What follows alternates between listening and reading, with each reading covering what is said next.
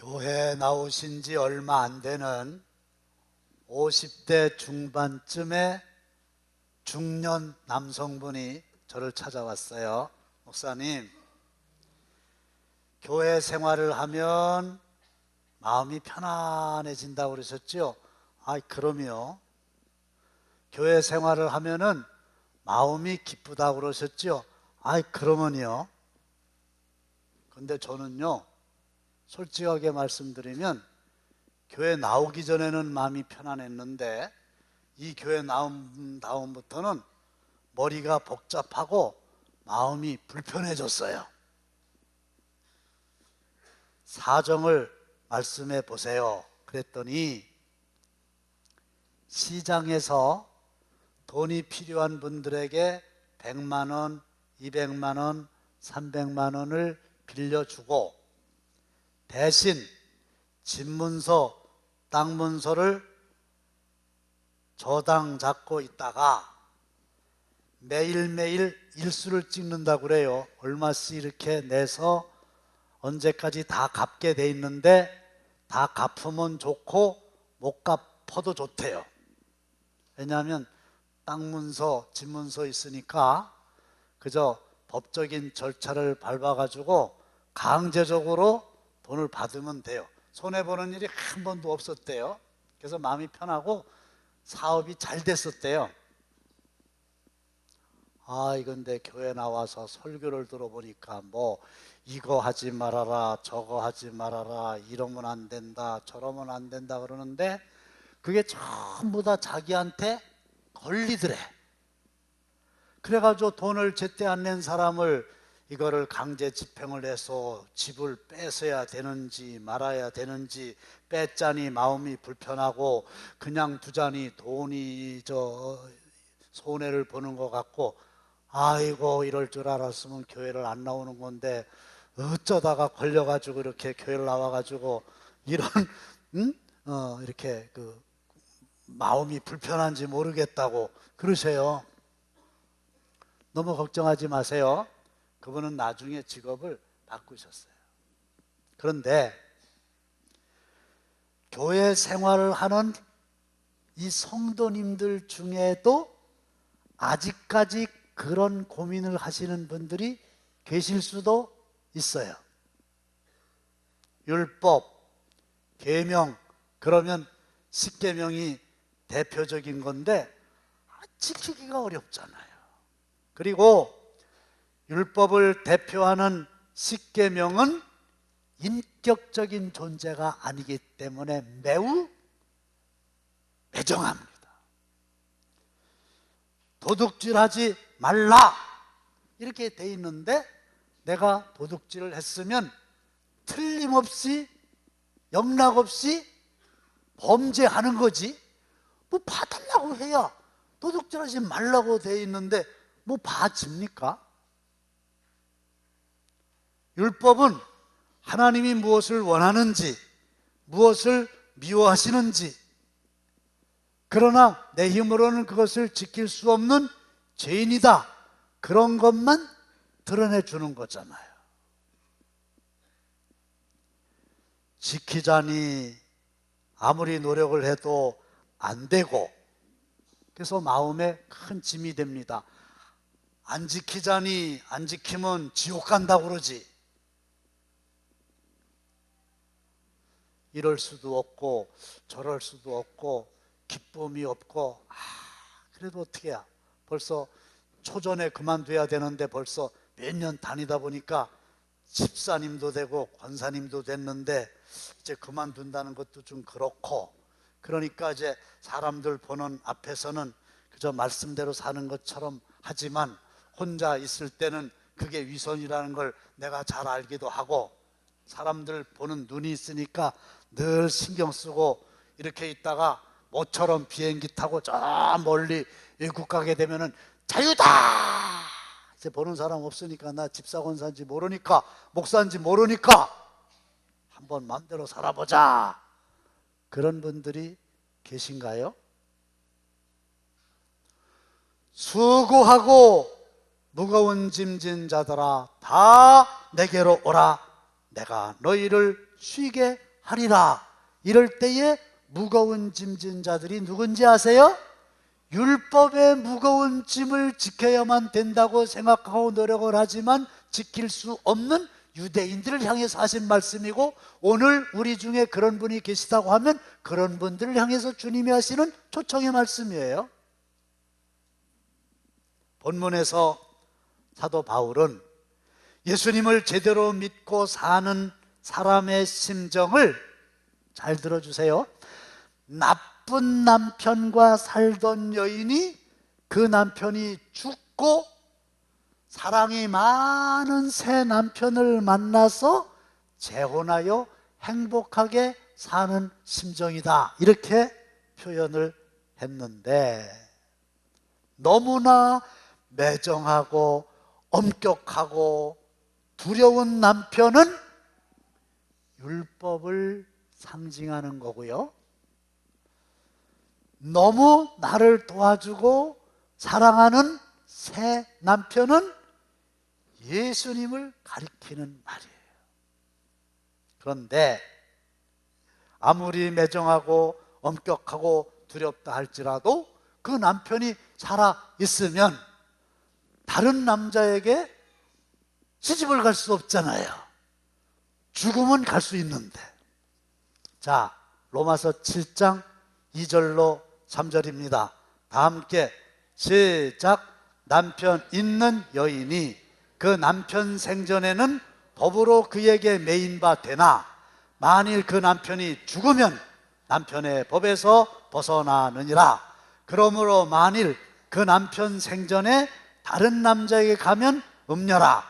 그러나 만일 남편이 죽으면 그 법에서 자유롭게 되나니 다른 남자에게 갈지라도 음녀가 되지 아니하느니라.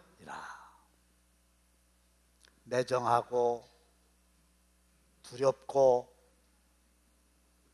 아주 무자비한 옛 남편 율법.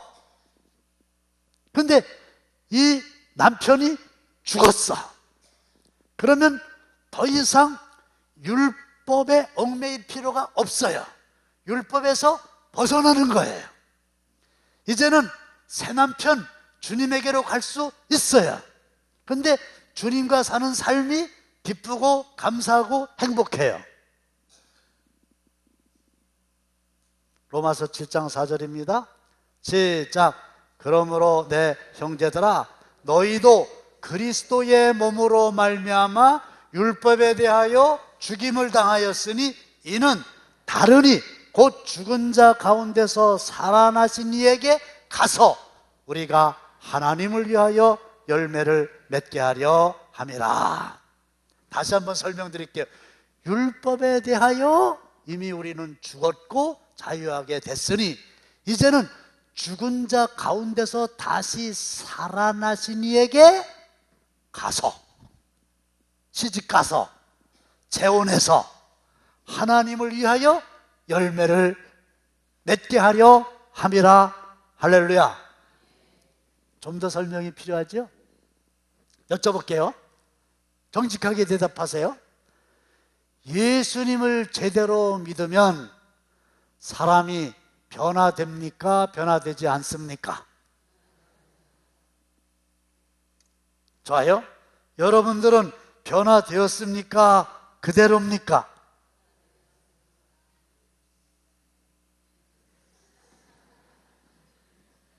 제가 민망해 하실까 봐 일부러 안 보고 이렇게 물어봤어요. 정말로 예수를 제대로 만나서 믿으면 변화돼야 됩니까? 그대로여야 됩니까? 그건 뭐 변화돼야 되는 거지. 좋아요. 변화됐습니까? 그대로입니까?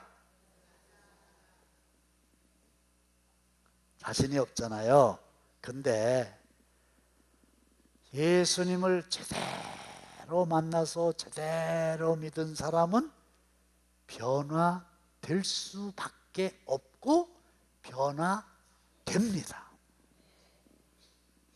그런데 사람이 변화된다는 얘기는 그 사람의 생각이, 그 사람의 정신이 바뀌는 거예요. 로마서 7장 5절로 6절 뜻을 잘 생각하시면서 읽겠습니다. 시작.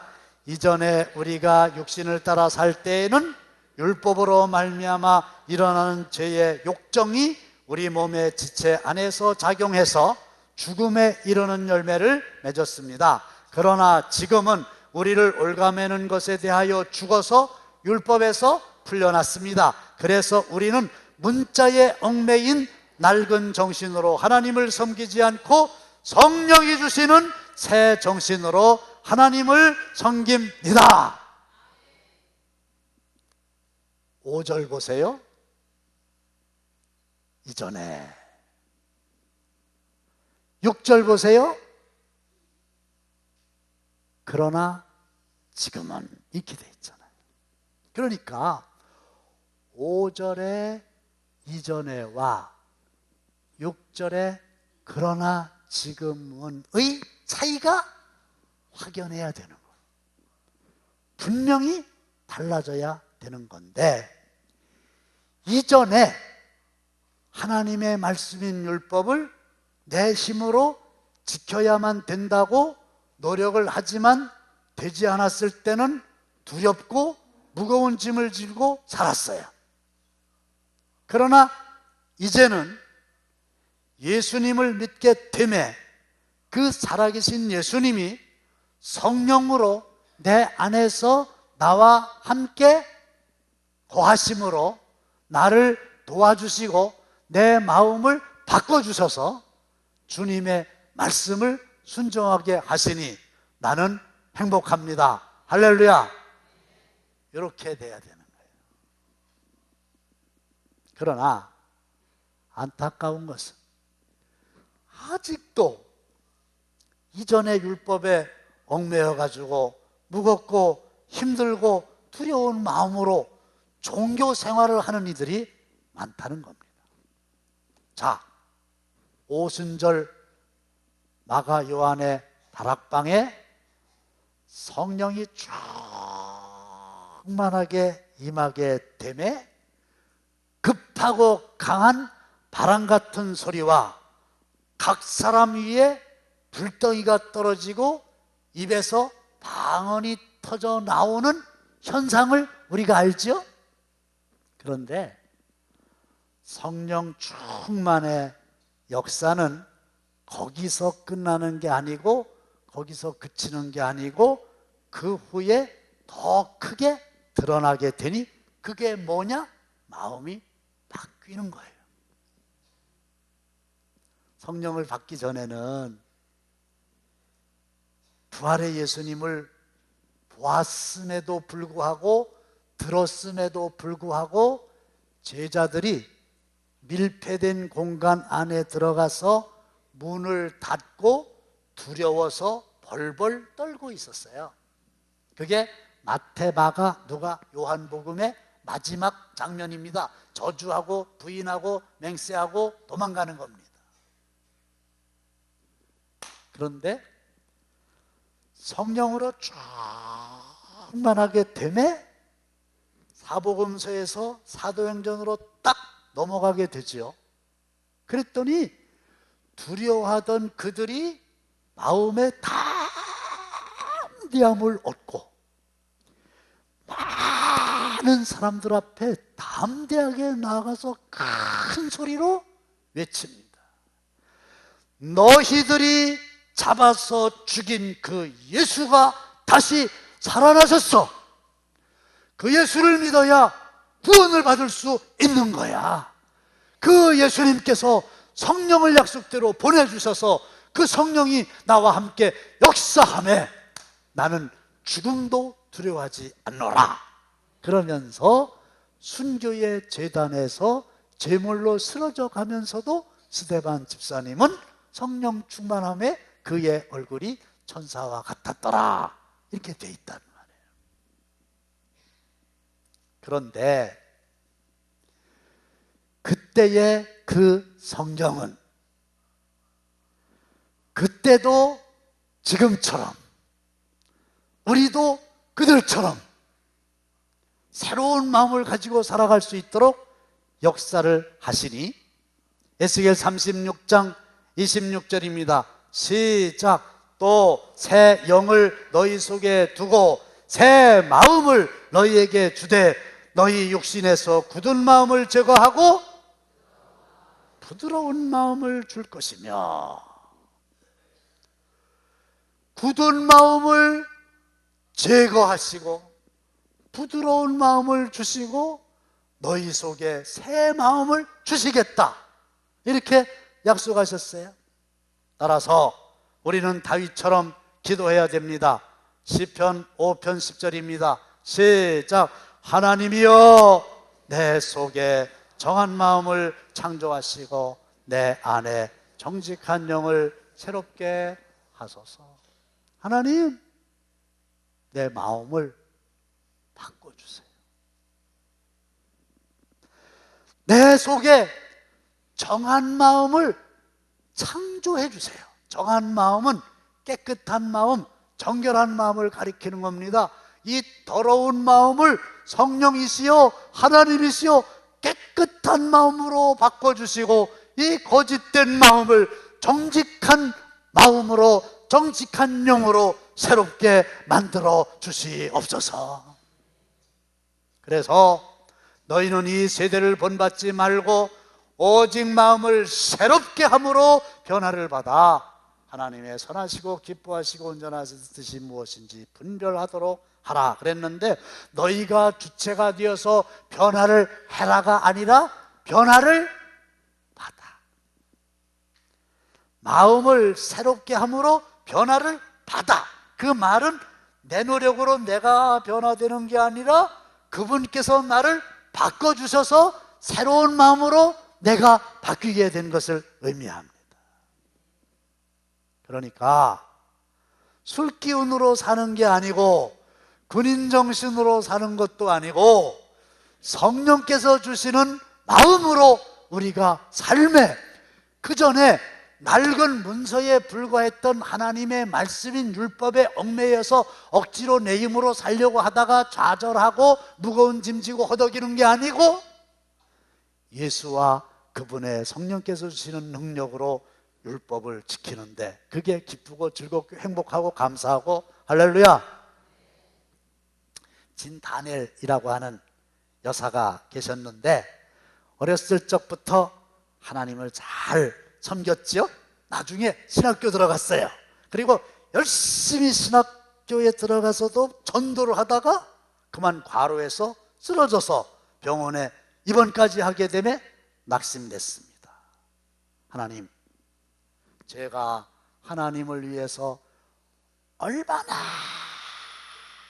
헌신하는지 다 아실 텐데 이게 뭡니까? 주님은 왜 저를 돌보아 주시지 않습니까? 도대체 주님은 지금 어디에 계신 겁니까?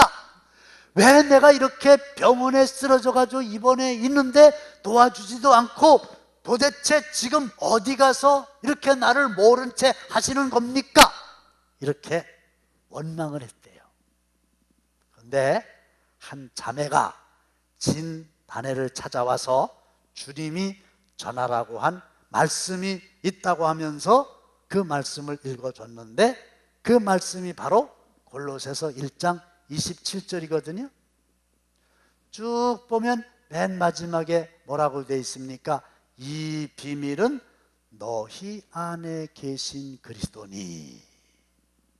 진다넬 여사가 깜짝 놀랐어요. 주님, 어디 계십니까? 왜 나를 모른 척 하십니까? 그랬는데 내 아내라고 대답하세요. 예수님이, 그리스도가 어디에 계시다는 거예요? 내 안에 계시다고. 그게 돼 있잖아요. 이 비밀은 너희 안에 계신 그리스도시니. 아하. 예수님이 나를 벌리고 멀리 가신 것으로 잘못 알고 원망했는데 하나님의 말씀을 보니까 그 예수님이 지금 어디에 계시다는 거예요? 내 안에 계시는구나. 그 예수님이 여러분들 안에도 분명히 계시다고 하는 사실을 의심 없이 믿으시기를 바랍니다. 근데 진 다니엘이 예수님 내 안에 계시면 뭐해요? 나 지금 병원에 입원해가지고 아무것도 못해요. 전도도 못해요. 그랬더니 내 안에 계신 성령께서 깨닫게 하시고 말씀하십니다. 아니야. 너는 지금 비록 병원에 병상에 누워 있지만 할 수 있는 일이 있어. 뭘 할 수 있나? 내 안에 계신 주님을 경배하고 내 안에 계신 주님을 찬양하고 내 안에 계신 주님께 감사하고 할렐루야. 그걸 할 수 있잖아요. 그래서 주님 여전히 내 안에 계시군요. 너무 감사합니다. 주님을 찬양합니다. 주님을 높여드립니다. 주님을 예배합니다. 그 순간에 그 안에 계신 주님이 역사하셔서 그의 병이 고침을 받은 거예요. 이건 아멘 하셔도 돼요. 누가 고치셨어요? 그 진 다니엘 여사의 마음속에 역사하시는 성령께서 고치세요. 그 성령이 동일하게 믿어지고 그 성령이 동일하게 여러분들 안에서 역사하시면 지금도 그때처럼 우리도 그들처럼 그런 기적의 주인공이 될 수가 있는 겁니다. 내 마음속에 주님이 계시는구나. 잠언 23장 7절 다 함께 시작. 대저 그 마음의 생각이 어떠하면 그 위인도 그러한즉. 여러분들 그 사람의 마음속의 생각이 그 사람입니다. 생각이 바뀌지 않은 사람은 도대체 바뀌어진 사람이 아닙니다. 그런데 우리는 성령이 주시는 생각으로 주님의 생각으로 바뀌어진 주님의 종들입니다. 원고에 없는데요, 2부 때 아무리 설교를 해도 이해가 제대로 못 되는 것 같아서 너무 안타까워가지고 원고에 없는 예화를 들었는데 찬양대에서 머리에 쏙 들어온다 그래서 이제 원고를 접고 금방 만드는 예화를 말씀을 드릴게요. 어떤 권사님이 예화요, 예화. 우리 교회 오셨어요. 꽃꽂이를 할 줄 모르는데 꽃꽂이를 하라고 그러는 거야.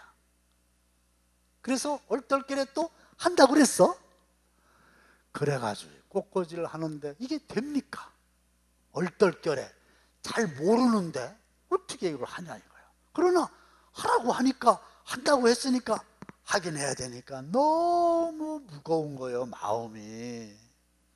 왜 주일은 그렇게 자주 돌아옵니까? 꽃꽂이 한 번 하고 돌아서면 또 주일이야. 아주 머리가 뽀개질 것 같아. 어떻게 하면 좋아요?